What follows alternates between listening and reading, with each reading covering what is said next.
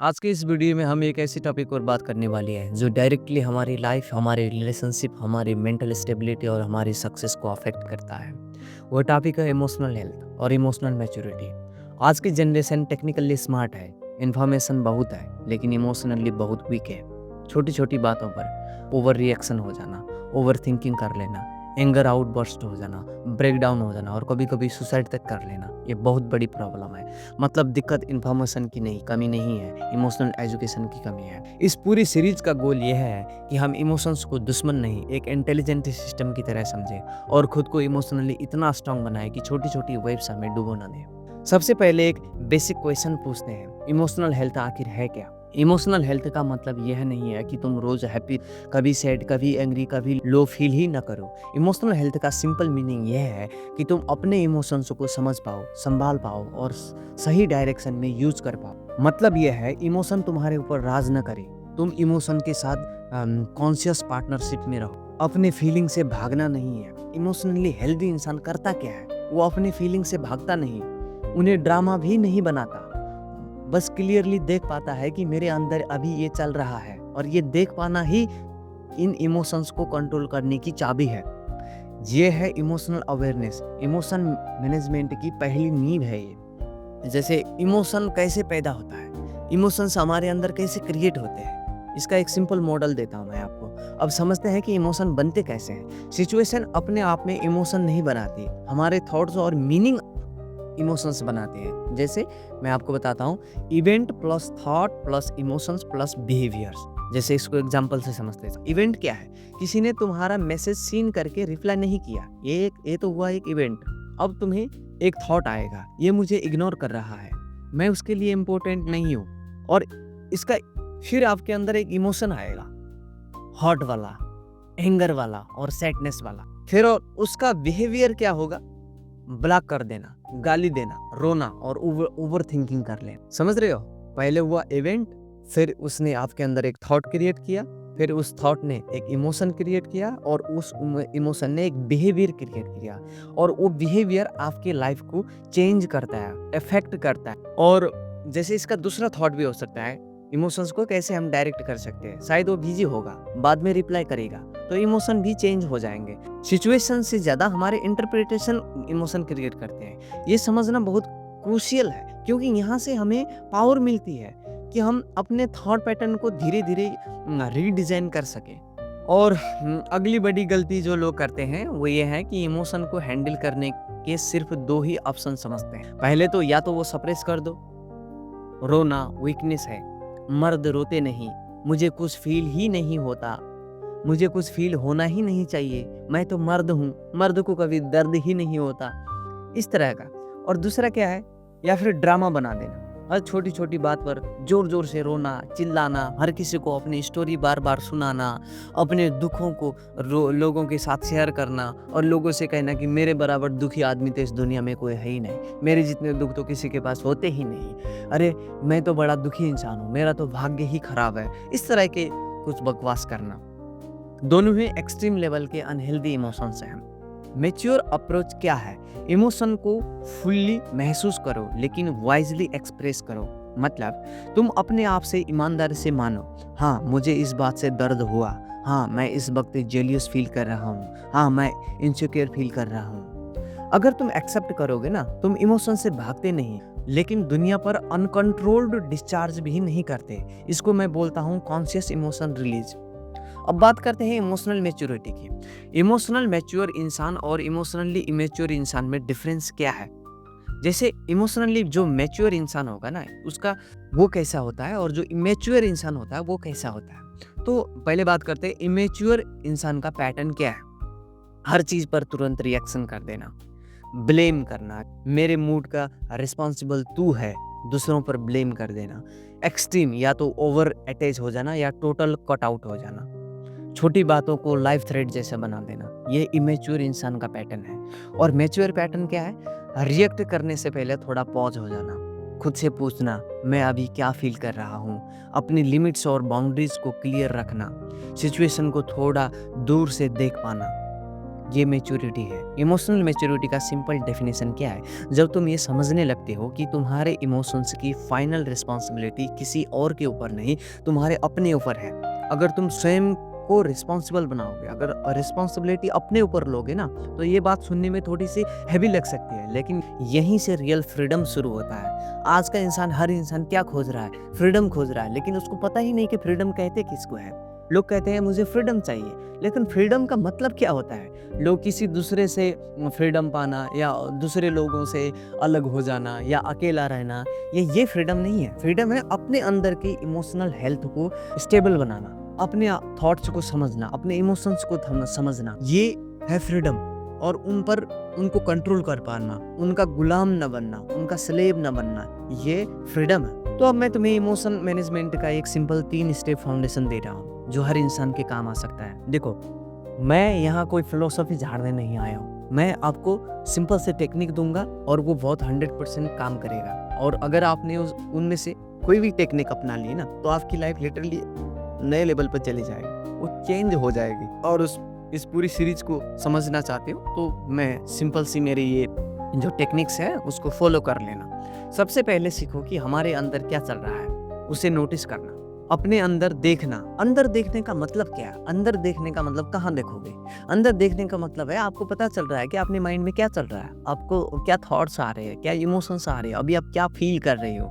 कभी कभी बस इतना बोलना काफ़ी होता है कि अभी मैं एंग्री फील कर रहा हूँ, अभी मैं एंजाइटी फील कर रहा हूँ, अभी मैं अकेला फील कर रहा हूँ। क्योंकि अगर ये तुम देख पाते हो ना, तो ये सिंपल सा लाइन तुम्हारे और इमोशंस के बीच थोड़ा सा स्पेस बना देता है। जब हम इमोशन को नाम देते हैं ना, तो ब्रेन थोड़ा ऑर्गेनाइज फील करता है। इसका दूसरा स्टेप है नेम देना।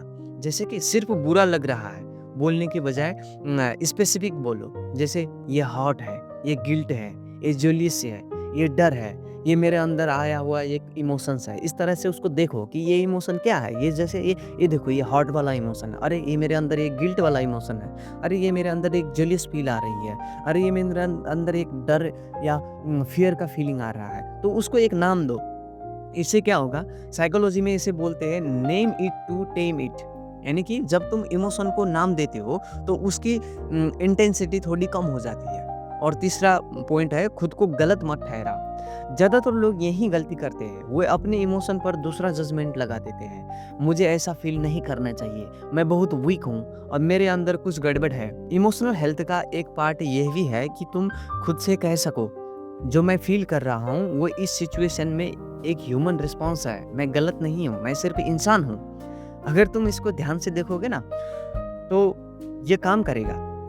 और मैं आपको एक दूसरा स्टेप देता हूँ, बॉडी, ब्रीथ और इमोशन का कनेक्शन। आप इसको समझो, एक बहुत ही इम्पोर्टेंट पॉइंट है। बॉडी, ब्रीथ और इमोशन का डायरेक्ट कनेक्शन होता है। जैसे एंग्री होते हो तो बॉडी टाइट हो जाती है और ब्रीथ फास्ट हो जाती है। अगर आप गुस्से में आते हो ना, तो आप देख लेना, आपकी बॉडी एकदम टाइट हो जाएगी और आपकी ब्रीदिंग बहुत फास्ट हो जाएगी। ये आपने फील किया होगा कभी भी। और जब आप एंजियस हो जाते हो, आप टेंस में हो जाते हो, तो चेस्ट टाइट हो जाता है और ब्रीथ स्लो हो जाती है, आप डर जाते हो। और जब आप सैड फील करते हो ना, शोल्डर डाउन हो जाती है और एनर्जी लूज हो जाती है। आपने ये, किसी ने भी इसको एक ना एक इमोशन को हमेशा फील किया होगा। और क्योंकि अवेयरनेस का मतलब ही ये है कि आप देख पाओ कि क्या हो रहा है, इस चीज़ का क्या इफेक्ट हो रहा है। मतलब इमोशन सिर्फ माइंड में नहीं, पूरा बॉडी सिस्टम चलाता है। तो सिर्फ थॉट लेवल पर इमोशन को कंट्रोल करने की कोशिश करोगे तो ये हमेशा सक्सेस नहीं मिलेगा। तो इसको बॉडी, ब्रीथ और माइंड को तीनों को एक हार्मोनी में लेके आना है। तो ये कैसे करेंगे? कभी कभी पहले बॉडी और ब्रीथ से स्टार्ट करना पड़ता है। जैसे 2 मिनट के लिए डीप ब्रीदिंग कर लो, मतलब नाक से इनहेल करो, थोड़ा पॉज कर लो और एक्सहेल कर लो। इसको प्राणायाम बोलते हैं, आपको पता ही होगा। नहीं तो मैं इसको वीडियो भी बना सकता हूँ, और नहीं तो आप यूट्यूब पर या कहीं भी सर्च कर सकते हो कि प्राणायाम क्या होता है। जैसे अनुलोम विलोम प्राणायाम, या ये रेचक कुंभ और ये वाला प्राणायाम मैंने बताया आपको। तो इस तरह से, जैसे पोस्चर चेंज कर लेना, सीधा बैठना, शोल्डर हल्का सा ओपन हो जाना, और पैर ज़मीनों पर स्टेबल करके करना। इस तरह की छोटी-छोटी चीज़ें तुरंत इमोशन को क्योर नहीं करती, लेकिन तुम्हारे सिस्टम को सेफ मोड में ले आती है, जहाँ तुम बेहतर डिसीजन ले पाते हो। तो अब 2 सिंपल प्रैक्टिस मैं आपको देता हूँ, जो रोज़ आप करोगे तो इमोशनल सेल्फ अवेयरनेस जल्दी ही डेवलप हो जाएगी। कैसे इमोशनल सेल्फ अवेयरनेस डेवलप होगी? तो दिन में 2-3 बार बस 30 सेकंड के लिए रुक जाओ और खुद से पूछो, अभी मेरा मूड क्या है? 1 से 10 के स्केल पर मैं अभी कितना स्टेबल फ़ील कर रहा हूँ? इसके बाद एक शब्द चुनो, यानी कि वर्ड चुनो, जैसे काम, tired, angry, confused, hopeful, drained. क्या फ़ील कर रहा हूँ मैं? उसको देखो, जैसे क्या फ़ील कर रहे हो आप? एंग्री फ़ील कर रहे हो या कन्फ्यूज्ड फ़ील कर रहे हो या होपफुल फ़ील कर रहे हो या टायर्ड फ़ील कर रहे हो? कुछ देर के लिए, बस 30 सेकंड के लिए, 20 सेकंड, 30 सेकंड के लिए आप बस देखो अपने आप को। इतना सा काम करना है आपको। छोटी सी हैबिट तुम्हें अपने अंदर की दुनिया से कनेक्टेड कर रखती है। लोग कहते हैं ना, खुद को समझो, खुद को जानो। ये खुद को जानना यही है। खुद को जानने का मतलब क्या है? यही है अपने आप के अपने सिस्टम को जानना, अपने माइंड को जानना और उसको उसका यूजर मैनुअल समझना। हम मोबाइल फ़ोन चलाते हैं तो उसका पहले यूजर मैनुअल पढ़ते हैं ना, कि कैसे इस मोबाइल को चलाया जाए या कैसे इस कंप्यूटर को चलाया, किसी भी चीज़ को, डिवाइस को। तो ये जो आपका ये डिवाइस है, ये बॉडी है, ये माइंड है, इसका यूजर मैनुअल आपको पता ही नहीं है। ये बहुत बड़ी गलती है। पहले इसको पढ़ना चाहिए, तभी आपकी लाइफ एक नए लेवल पर जाएगी। दूसरा एक आपको प्रैक्टिस देता हूँ जो इवनिंग इमोशन रिव्यू देता है। जैसे रात को सोने से पहले 1-2 मिनट के लिए याद करो, आज सबसे ज़्यादा स्ट्रॉन्ग इमोशन कब आया? मैंने उस टाइम क्या-क्या किया? रिएक्ट या रिस्पॉन्ड? उस समय आप अगर कॉन्शियस नहीं भी हो पाते ना, तो रात को सोने से पहले याद करो कि दिन भर में आज में मैंने क्या-क्या किया? मैं अगली बार थोड़ी-सी और मैच्योर रिस्पॉन्स कैसे दे सकता? अगर आप रात को एक बार भी अवेयर होगे ना, दिन में एक बार भी आप थोड़ी देर के लिए भी अवेयर होकर आप अपने इमोशन पर काम करोगे ना, तो मैं कह रहा हूँ बहुत ही चेंज लेके आएगा ये सिस्टम। ये कोई सेल्फ क्रिटिसिज्म नहीं है, ये इमोशनल ट्रेनिंग है। जैसे जिम में मसल ट्रेन होता है ना, वैसे ही रोज-रोज ये छोटी-छोटी अवेयरनेस तुम्हारे इमोशनल मसल को स्ट्रॉन्ग बनाती है। अब थोड़ा सेंसिटिव पॉइंट पर आते हैं। चलो, कई लोग इतनी इमोशनल पेन में फंस जाते हैं कि उन्हें सिर्फ 2 ऑप्शन दिखते हैं, या तो सुसाइड कर लो या फिर पूरा लाइफ ऐसे ही टॉर्चर सह लो। लोगों के अंदर ये 2 ही ऑप्शन है, या तो सुसाइड कर देते हैं, मर जाते हैं, अपने आप को खत्म कर देते हैं, या तो फिर पूरी लाइफ टॉर्चर फील करो और टॉर्चर में ही रहो। ये दोनों ही इमोशनल इल्यूजन है।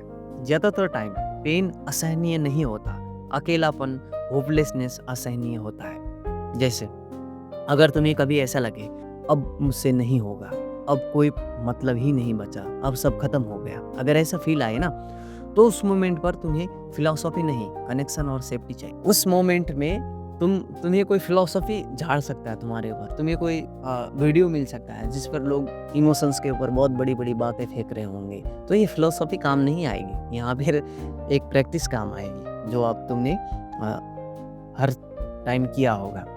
तो उस मोमेंट पर किसी सेफ इंसान को कॉल करो, हेल्पलाइन पर, थेरेपिस्ट से, काउंसलर से, किसी भी प्रोफेशनल से, या कांटेक्ट कर लो अपने फ्रेंड से या अपने लवली फ्रेंड से या अपने जो सबसे ज़्यादा करीब इंसान है उससे बात कर लो। अपने आप को अकेले रूम, डार्क म्यूजिक और ओवर थिंकिंग के हवाले मत करो।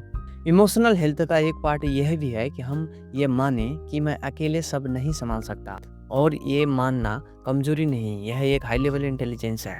क्योंकि एक ही दिन में बहुत ज़्यादा अगर हमको मिल जाता है ना, तो हमारे समझ में कुछ भी नहीं आता और हम प्रैक्टिस ही नहीं करते। मैं छोटी-छोटी प्रैक्टिस दे रहा हूँ और बेसिक लेवल से शुरू कर रहा हूँ, और दूसरे पार्ट में इससे भी डीप जाएँगे और तीसरे पार्ट में और ज़्यादा डीप जाएँगे, क्योंकि ये इतना छोटा-सा पॉइंट नहीं है। आपका माइंड बहुत ही बड़ा है। आपका माइंड इतनी बड़ी चीज़ है कि आप उसको इतने 2 मिनट के वीडियो में समझ नहीं सकते। तो हम इसको धीरे-धीरे और डीप और बेसिक से लेकर एडवांस तक जाएँगे। तो इमोशनल हेल्थ क्या है? इमोशन कैसे क्रिएट होते हैं? सप्रेशन और ड्रामा दोनों से कैसे बचें? इमोशनल मैच्योरिटी का मतलब क्या है? जैसे नेम, नॉर्मलाइज वाले सेल्फ फ्रेमवर्क, हमने ये सब बातें की अभी।